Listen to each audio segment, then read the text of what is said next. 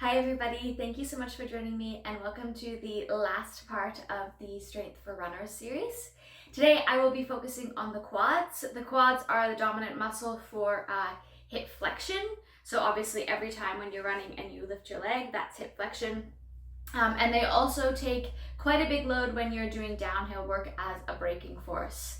So super important to strengthen them, and for this section you will need a loop band or a TheraBand that you can tie around your legs. So we're going to start with that, placing it around your thighs. And much of this work for this section is side lying. So I'm going to start lying down onto my right side. Bring yourself down, checking in that you have your hips stacked, shoulders stacked. Bring your legs together. Push your heels, your legs are bent, push your heels together. Then from there, lengthen your top leg out and bend. So what I'm doing right now is knee extension, and that is dominated by the quad. So thinking about when you press your legs straight, getting this full lengthening and engagement of your quad muscle.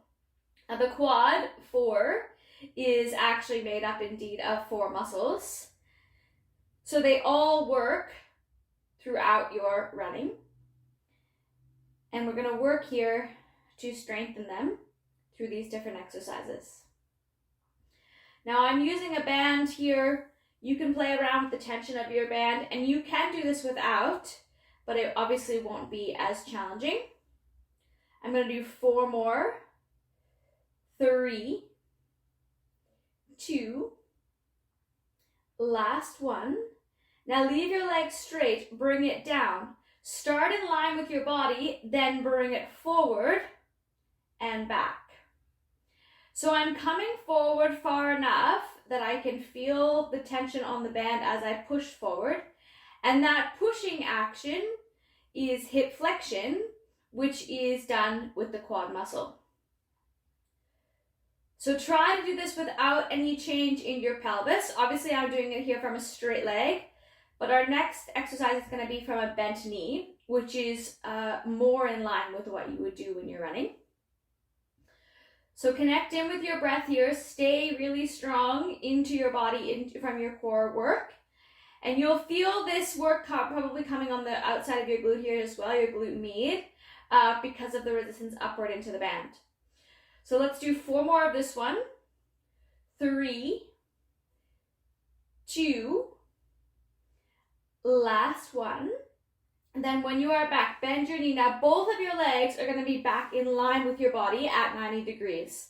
Then take your top leg, bringing it forward and back in line with your bottom leg. So what I'm doing here again, hip flexion from a flexed knee, which is more like what you would do when you are running. Each time you lift your leg through your stride, feeling your quad working for this action. And the beauty of working with the band here with this is that because we're working the glute med at the same time, the glute med is required during running for pelvic stability and alignment and knee alignment. So it helps make sure that your pelvis doesn't drop down to one side or that your knee doesn't turn in or out. So check in with this as you're coming through this movement too. Try not to let your knees start to drop down to the floor or your pelvis move towards the front or back. We're going to do 4 more here. 3, 2, last one. Then leave the band on, bring yourself up into your 4-point kneeling. We're going to combine some quad work with some core stability work. So here with your knees underneath your hips, palms underneath your shoulders, tuck your toes under, lift yourself up into your 4-point hover. Then from there, doesn't matter which leg you start on, bringing it lifting up and bringing it forward. So I'm doing my left side here. Now you'll feel the alternate quad working as well for that stability. And then this is just again this hip flexion. So really thinking about that pulling in, pushing back with control.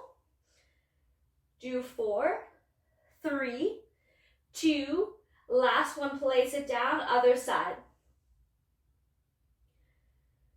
Long line of your spine. Try not to let your back dip down or arch up. Think about that stability from your shoulders as well. All of these components are important here, as well as if you think about when you're running, we want this good form. Stay breathing. 5, 4, 3, 2, last one. Excellent. Come on down. Flip yourself over now to your left side. Coming down, your heels / feet are going to be in line with your bottom to start. Glue your heels together, lift your top leg up. Then from there, toes touch. Lengthen out your top leg and bend. So your top leg from this up position like this will actually be in a bit of external rotation. And then it's just extension at your knee. And again, follow through on the movement. So try not to just kind of kick this back and forth, but really get intentional about that full flex of your quad. Super important for this work, connecting in with your glutes and with your center.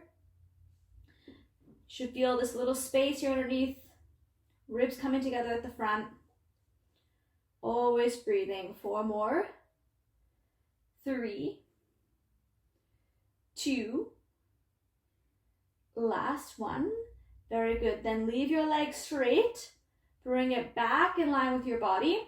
Bring it a little bit forward and then back. Just going to move up a little bit here. Bringing it forward and then back.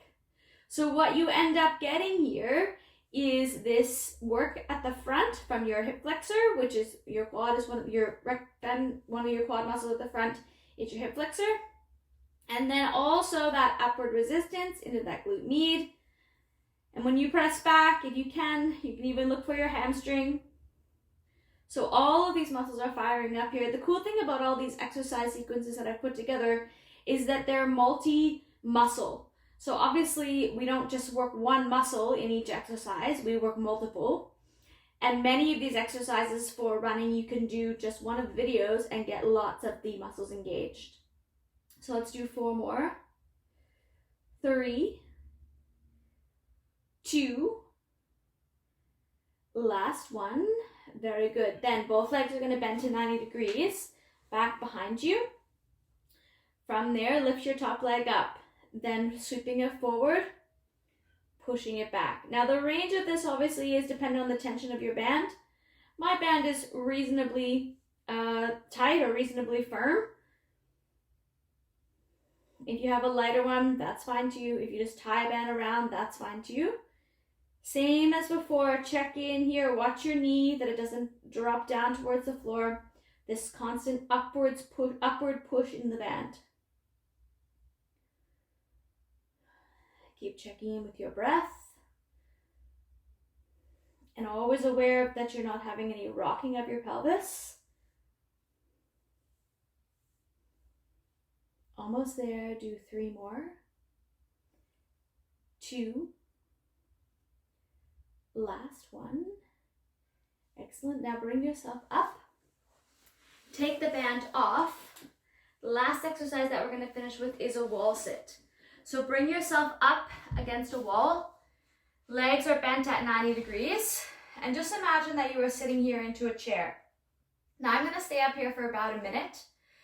And the thing that you want to think about when you're here doing a wall sit is that you can get your quads firing up and that you're not just super dominant into your shins at the front or anywhere else. It's usually not too difficult to have your quads firing, but sometimes, depending on the strength of your other muscles, you might feel it somewhere else.